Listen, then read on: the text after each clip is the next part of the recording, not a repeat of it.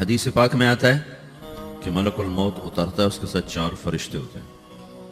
وہ چاروں فرشتے آتے ہیں، اس کی پٹائی شروع کر دیتے ہیں. ابھی پرسوں یہ حدیث میں نے پڑھی ابن ماجہ میں کہ ملک الموت کہتا ہے ایتھا النفس الخبیثہ کانت فی الجسد الخبیث، اے خبیث روح جو خبیث جسم میں تھی، اخرج باہر آؤ. اب وہ واپس تو ہو نہیں سکتا، اپنے آپ کو روک تو سکتا نہیں.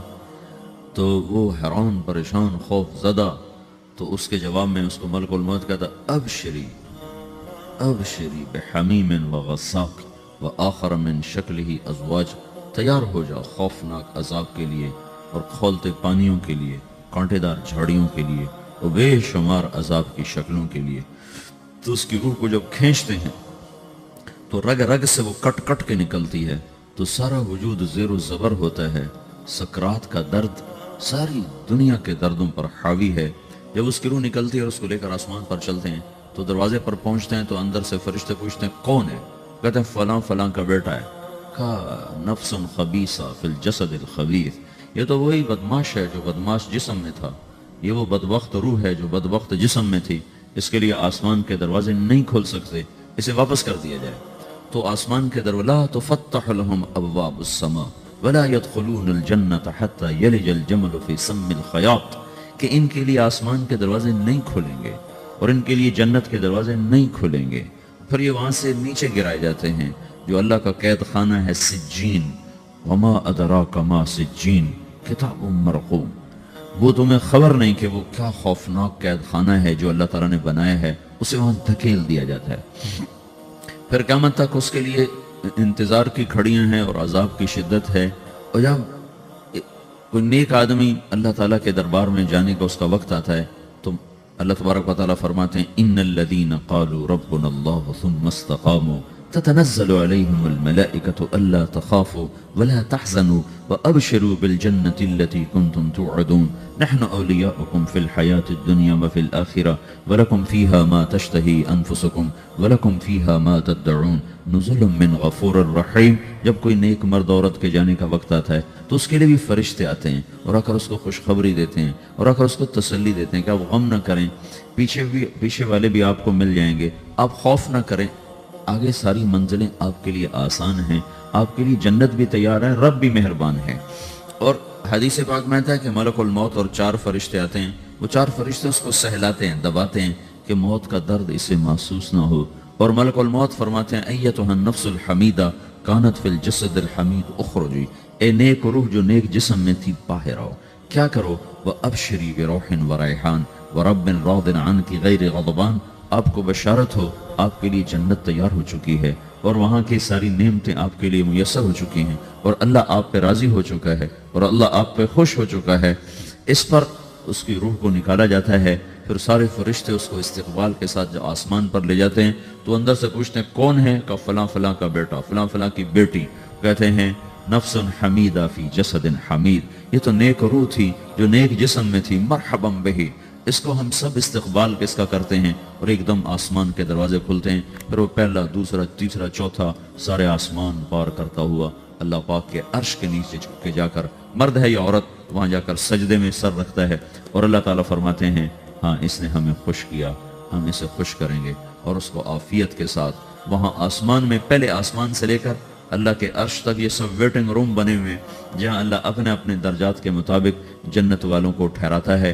اور وہ انتظار گاہ ہے اور وقت ختم ہو جاتا ہے، لہٰذا انتظار کی جو تکلیف ہے وہ بھی ختم ہو جاتی ہے.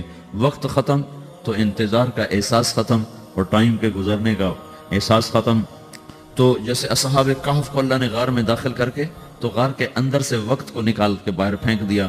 باہر 300 سال گزرے، اندر آدھا ہی دن گزرا تھا. وہ جب اٹھے ہیں تو وہ 25 برس کا نوجوان 350 سال کا ہو کے نہیں اٹھا، وہ 25 سال کی عمر میں اٹھا ہے. نہ ناخن بڑا ہے، نہ مونچھیں بڑی ہیں، نہ ان کی داڑیاں لمبی ہوئی ہیں، چونکہ تو زندہ تھے، مر نہیں گئے تھے. تو زندہ کے تو بال بھی بڑھتے ہیں، ناخن بھی بڑھتے ہیں، لیکن وہ اس طرح اٹھے کہ 300 برس گزر گئے اور 25 برس کا نوجوان 25 سال کی عمر میں اٹھا ہے، 20 برس کا 20 برس کی عمر میں اٹھا ہے. اور وہ کہنے لگے کم لبثنا، بھائی کتنا ٹھہرے ہیں؟ کہ یومن او بعض یومن، لگتا ہے کوئی دن آدھا دن ٹھہرے ہیں. وہ صحیح کہہ رہے تھے. باہر اللہ تعالیٰ نے وقت کی گھڑی کو چلائے رکھا اور اندر غار میں اس کو سوئچ آف کر دیا، نکال دیا، یہاں وقت کو داخل نہیں ہونے دیا، تو وقت کے گزرنے سے جو بھی اثرات مرتب ہوتے ہیں وہ ان پر مرتب نہیں ہوئے، تو وہ 20 آدھے ہی دن کے بعد اٹھے ہیں، باہر 300 سال اندر آدھا دن۔ یہی کچھ اللہ تبارک و تعالیٰ برزخ میں کر دیتا ہے، وقت کو ختم کر دیتا ہے، گزرنے کا احساس نہیں ہوتا ہے۔ تو اس طرح میرے عزیزو، یہ دو موتیں ہر انسان دیکھتا ہے، یا وہ جنت کے فرشتوں کا استقبال دیکھتا ہے یا جہنم کے فرشتوں کی مار اور پٹائی کو سہتا ہے۔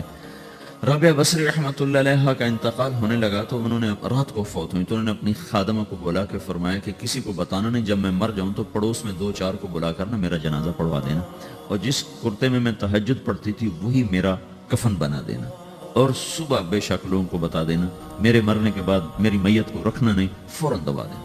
جب ان کا انتقال ہوا تو انہوں نے پڑوس کے 2-4 10-20 آدمی بلائے اور ان کو تدفین تجہیز سب کچھ ہو گئی، صبح شور مچا کے وہ رابعہ بصری کا انتقال ہو گیا۔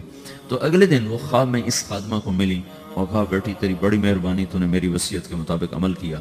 اس نے دیکھا کہ انہوں نے ایک خوبصورت سبز لباس پہنا ہوا ہے، تو وہ فرمانے لگی، انہوں نے سوال کیا کہ آپ کے ساتھ قبر میں کیا ہوا؟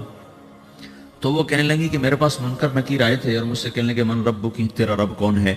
تو میں نے کہا سبحان اللہ، 40 برس جس کو میں نہ بھلا سکی اس کو 4 ہاتھ زمین میں آ کے میں بھول جاؤں گی۔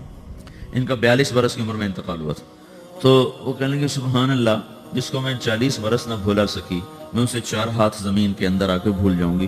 تو منکر نکیر کہنے لگے اس کا کیا حساب لینا؟ پھر انہوں نے پوچھا کہ وہ آپ کا وہ کرتا کہاں گیا تہجد والا جس میں آپ کو کفن دیا تھا؟ کہا وہ اللہ نے مجھ سے لے لیا ہے اور میرے اعمال کے خزانے میں رکھ دیا ہے، قیامت کا دن میرا وہ کرتا بھی میرے ترازو میں تولا جائے گا، اور مجھے یہ لباس پہنایا ہے جو جنت کا لباس ہے۔ یہ بھی ایک موت ہے، اس طرح بھی لوگ مرتے ہیں۔ اور دوسری بھی ایک موت ہے، ہمارے علاقے کی بتا رہا ہوں، اپنے علاقے، ایک ذمہ دار مر گیا، اس کی قبر کھودی ساری بچھوؤں سے بھری ہوئی، ایسے جیسے چیونٹیاں پھر رہی ہوتی، تو انہیں وہ بند کر کے دوسری کھودی ساری بچھوؤں سے بھری ہوئی، پھر وہ بند کر کے تیسری کھودی ساری بچھوؤں سے بھری ہوئی۔ قبرستان میں اتنے بچھو کہاں سے آ گئے؟ یہ زمین کے بچھو نہیں ہے، یہ آخرت کی بلائیں ہیں جس کے ساتھ اب اسے قیامت تک رہنا ہے اور گزارا کرنا ہے۔ تو یہ 2 طرح کی موتیں روزانہ لوگ مرتے ہیں، روزانہ لوگ مرتے ہیں۔ جب نماز کا وقت ہوتا ہے ملک الموت ساری دنیا کا چکر لگاتا ہے اور دیکھتا ہے کون پڑھ رہا ہے کون نہیں پڑھ رہا، کون پڑھ رہا ہے کون نہیں پڑھ رہا۔ جو نماز کی پابندی کرتا ہے اس کی موت آسانی سے ہوتی، جو نماز میں غفلت کرتا ہے اس کے ساتھ موت کے وقت شدت اور سختی اختیار کی جاتی۔ تو بھائیو، یہ ایک جسم میں ایک روح ہے، روح باقی رہنے والی چیز ہے، جسم مٹ جاتا ہے، پھر اللہ سے قیامت کے دن نیا جسم عطا فرمائے گا، ایک نیا جسم دیا جائے گا۔ روح وہی ہے جو اللہ کے خزانوں میں جمع ہو جاتی ہے۔ نافرمان کی سیاہ کالی روح ہوتی، فرمان بردار کی روشن چمکدار روح ہوتی۔ تو اللہ نے کچھ تقاضے جسم کے رکھے ہیں اور کچھ روح کے رکھے ہیں۔ جسم کے تقاضے پورے نہ کرو تو یہ پریشان ہو جاتا ہے، روح کے تقاضے پورے نہ کرو تو یہ پریشان ہو جاتی۔ روح کی پریشانی جسم سے زیادہ ہے، چونکہ روح کی طاقت جسم سے زیادہ ہے۔ جسم مٹی سے بنا ہے، اس کی غذا بھی مٹی سے نکلتی ہے۔ روح آسمان سے ہے، اس کی غذا بھی آسمان سے ہے۔ روح کا تعلق جب تک اللہ سے نہیں جڑتا اسے بھوک اور پیاس لگتی رہتی ہے۔ جسم کو جب تک روٹی اور پانی نہ ملے یہ تڑپتا اور پریشان رہتا ہے۔ جیسے اللہ تعالیٰ نے ہمارے جسم میں روٹی اور پانی کی طلب کو بے ساختہ رکھ دیا۔ میں بیان کے دوران بھی پانی پی رہا ہوں، آپ دیکھ رہے ہیں کہ میرا حلق سوکھ جاتا ہے، مجھے طلب محسوس ہوتی ہے پانی، حلق سوکھتا ہے پانی کی طرف بھاگتے ہیں، بھوک لگتی ہے ہم روٹی کی طرف بھاگتے ہیں۔ یہ ایک ایسا اندر میں آٹومیٹک سسٹم ہے کہ ہم اس کو آف نہیں کر سکتے۔ یہ سوتے سوتے بھی بھوک کی وجہ سے آنکھ کھل جاتی، سوتے سوتے پیاس کی وجہ سے آنکھ کھل جاتی ہے۔ یہ ایسا خود اللہ تعالیٰ نے ساختہ نظام بنایا ہے کہ آپ اپنے جسم میں روٹی اور پانی کی طلب کو نہیں نکال سکتے۔ میرے عزیزو، ٹھیک اسی طرح اللہ نے انسانی روح میں اپنی طلب رکھ دی ہے اور اپنے رسول کی طلب رکھ دی ہے۔ یہ 2 طلب ایسی ہیں کہ یہ آپ کے جسم روح سے نکل نہیں سکتی۔ جیسے بھوکا روٹی نہ کھا لے، پیاسا پانی نہ پی لے، اسے چین نہیں آ سکتا۔ وہ روح جو اللہ اور اس کے رسول سے نہ آشنا ہے، جب تک وہ وہاں تک پہنچ نہیں جاتی اسے چین نہیں آ سکتا، اس کا اندر پریشان رہے گا۔ 1997 میں جب جنید جمشید سے میری پہلی ملاقات ہوئی تو اس نے مجھ سے یہ سوال کیا کہ مولوی صاحب، ایک پاکستانی نوجوان جس گلیمر کو خوابوں میں دیکھتا ہے وہ گلیمر تو مجھے زندگی میں ویسے ہی حاصل ہے، اس کے باوجود میرے اندر اندھیرا ہے، میرے اندر خلا ہے، مجھے لگتا ہے میں وہ کشتی ہوں جس کا کوئی ساحل نہیں، جس کی کوئی سمت نہیں، جس کا کوئی گھاٹ نہیں. یہ کیوں ہے؟ میرے ساتھ تو ایسا نہیں ہونا چاہیے. ایک عام لڑکا تو کہتا ہے ہائے کاش یہ ہوتا، اس کو وہ نہیں ہو رہا تو پھر وہ پریشان ہے، ہائے یہ ہوتا، ہائے وہ ہوتا.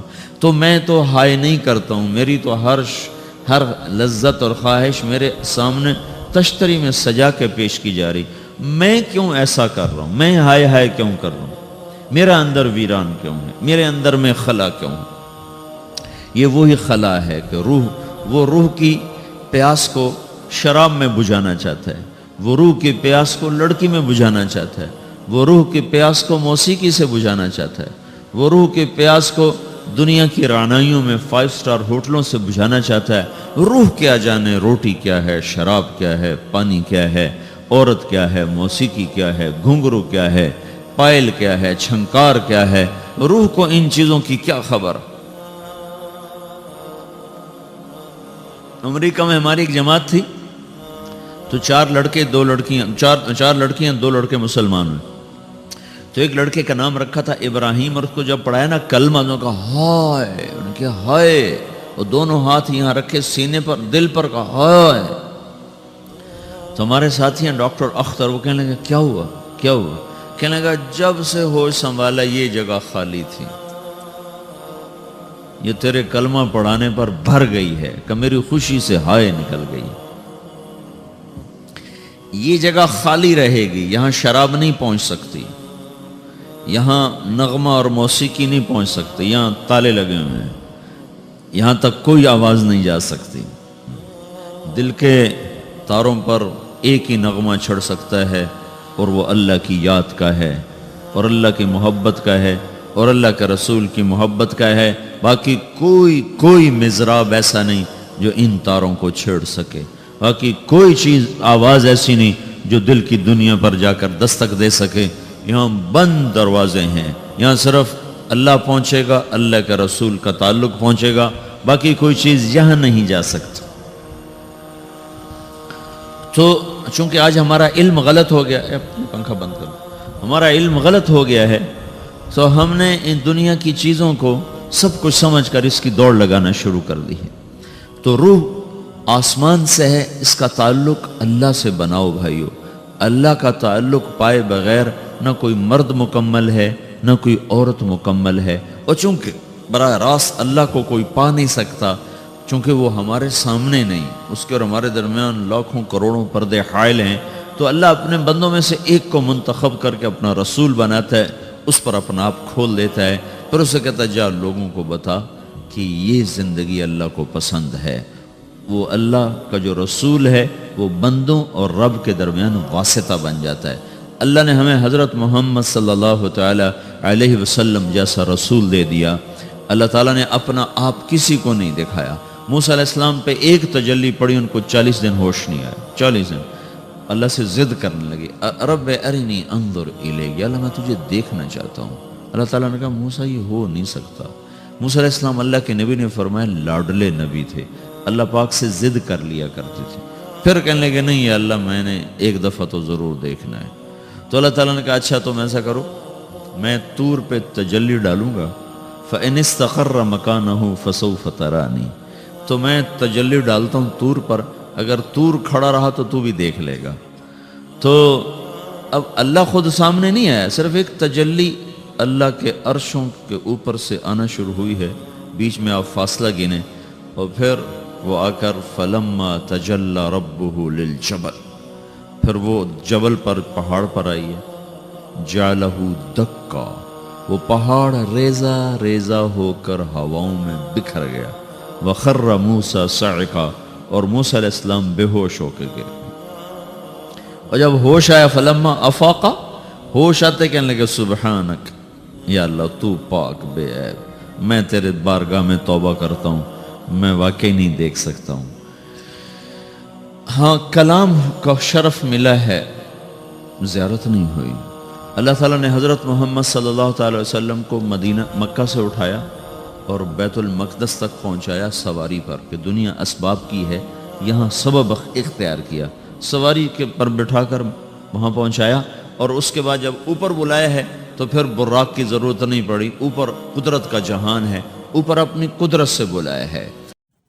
اسلامک بیانات سننے کے لیے نیکسٹ لیول دین چینل کو سبسکرائب کریں۔ جزاک اللہ۔